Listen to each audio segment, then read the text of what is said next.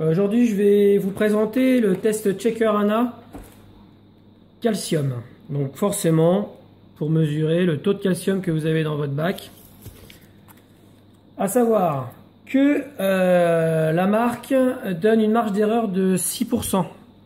Donc c'est pas non plus des gros écarts, mais comme je le dis toujours, les tests que l'on a pour mesurer les bacs, il faut les prendre comme indication et non pas comme test exact comme on pourrait l'avoir pour les tests laboratoires. Chose aussi que je pourrais faire comme retour, que beaucoup ont pu faire aussi sur le calcium en Checker ANA, c'est le petit écart qu'il y a avec la véracité des tests. Beaucoup m'ont fait le retour qu'ils avaient une marge d'erreur supérieure au test réel.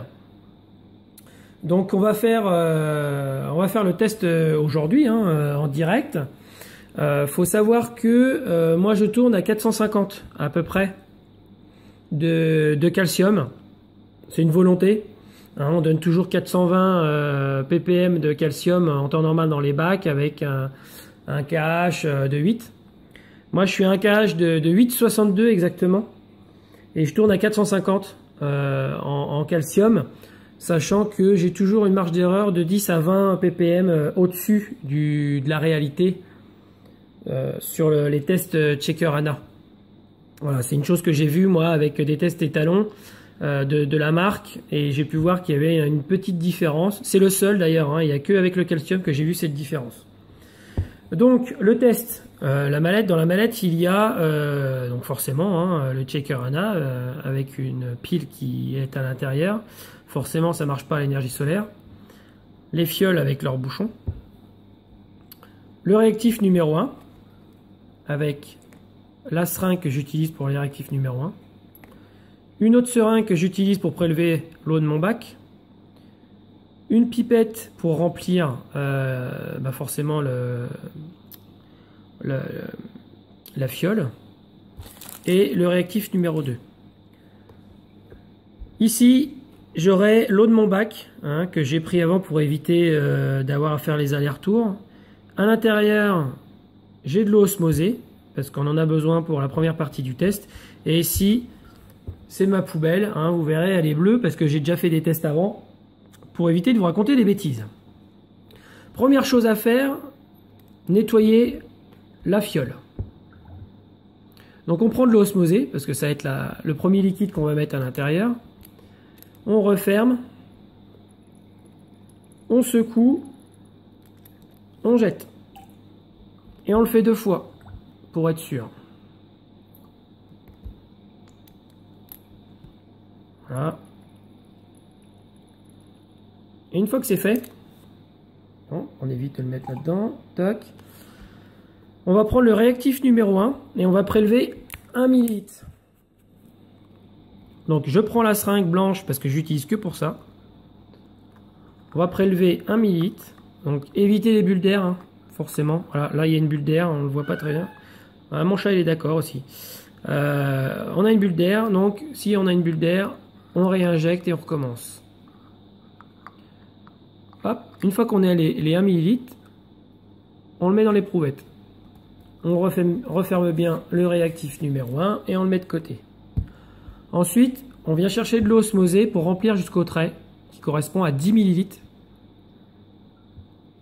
Voilà, donc on utilise la pipette.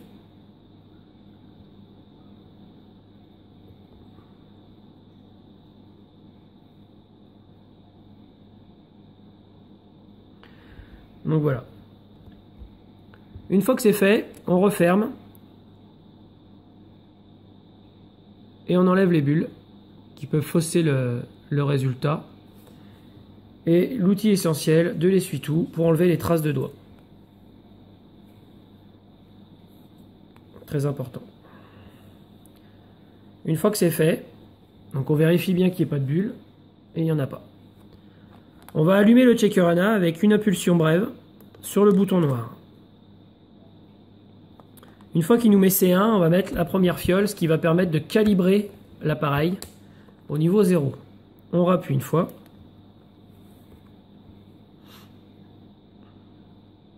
Et là, il nous met C2. Donc C2 correspond à la deuxième fiole. Hein. Alors, vous en avez deux de livrés dans le boîtier. Moi, j'en utilise qu'une pour faire les tests. Avec la seringue verte, on va venir prélever de l'eau du bac. Voilà. Donc moi, je vous conseille de remplir la seringue jusqu'au 1 ml. Voilà. Mon chat est toujours d'accord. Je ne sais pas si vous l'entendez sur la vidéo, mais voilà. Je remplis jusqu'au 1 ml. On voit pas très bien.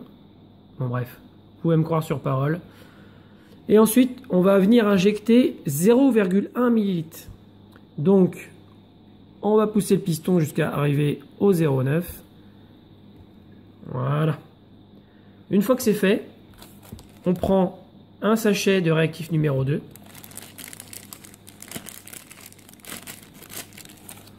Voilà, qui se présente comme ça.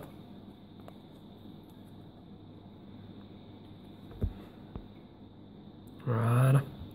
Et donc on va suivre les pointillés pour la découpe. Moi ce que je conseille c'est de tapoter de façon à bien faire descendre la poudre au fond. Et on va découper suivant les lignes. Alors vous pouvez prendre des ciseaux. Hein. Moi je le fais pas mais vous pouvez prendre des ciseaux. Et on va écarter le sachet et faire hop, un bec verseur. La poudre, on va venir la mettre dans la fiole. On met tout. On gratte un peu pour tout mettre. On vérifie qu'on ait tout mis. Il n'y a plus rien. On referme. Et on secoue pendant 15 secondes, à peu près.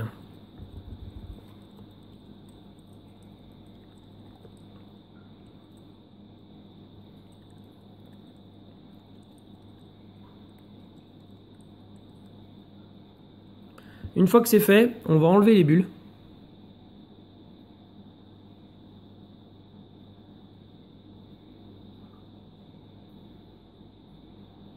Voilà. Je vérifie. Une fois que les bulles elles sont enlevées, on va bien essuyer la fiole de façon à encore une fois enlever les traces de doigts.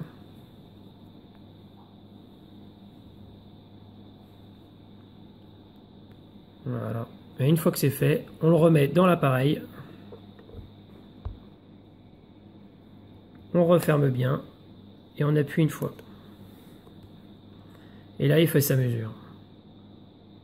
Donc voilà, je suis à 460, sachant que j'ai toujours une marge d'erreur hein, par rapport, comme je vous disais, à la solution étalon. Et c'est le seul test qui me donne des valeurs supérieures à la réalité. Donc là, techniquement, je devrais être à 440. Voilà, j'ai une marge d'erreur de 20, qui pour moi n'est pas admissible, parce qu'on devrait avoir un test exact. Mais effectivement, avec la solution étalon, j'ai vu que j'avais une marge d'erreur de 20 hein, supérieure. Donc c'est pour ça que je me maintiens toujours au test checker entre 450 et 460. À savoir qu'au test ICP, en maintenant ces valeurs-là au checker ANA, j'étais à 436. Voilà, donc vous pouvez voir qu'il y a quand même une marge d'erreur que je n'ai pas avec le phosphate. Hein. Le phosphate, je le répète, j'étais à 0,02 au test ICP et au test checker ANA, j'étais à 0,01. Donc pas une grosse marge d'erreur. Et pour le cache, c'est pareil, hein, j'ai pas une grosse marge d'erreur et vous le verrez lors des prochaines vidéos. Donc voilà, on arrive à 460, ce qui en soi même, si c'était la réalité, n'est pas catastrophique. Hein. Mais on essaie toujours de tourner à 420 à peu près. Moi je tourne à 436 parce que j'ai un cache de 9. Et quand on a un cache plus bas, on peut se permettre de descendre un petit peu, mais bon, on essaie de rester à 420. Donc vous voyez hein, la preuve en direct que vous avez une petite marge, vous pouvez me croire sur parole, hein, le test ICP était à 436 et là j'arrive à 460, ce qui n'est pas non plus catastrophique. C'est quand même un test qui est bien fait parce qu'on n'a pas besoin d'évaluer des couleurs comme on le fait avec les tests calorimétriques et on a une valeur numérique. Mais moi je vous conseille quand même d'acheter les solutions étalons qui vont avec. Peu importe la marque, hein, Tridacnal le fait très bien.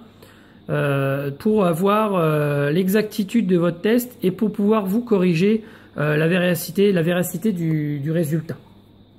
N'hésitez pas à partager la page Facebook et la page YouTube.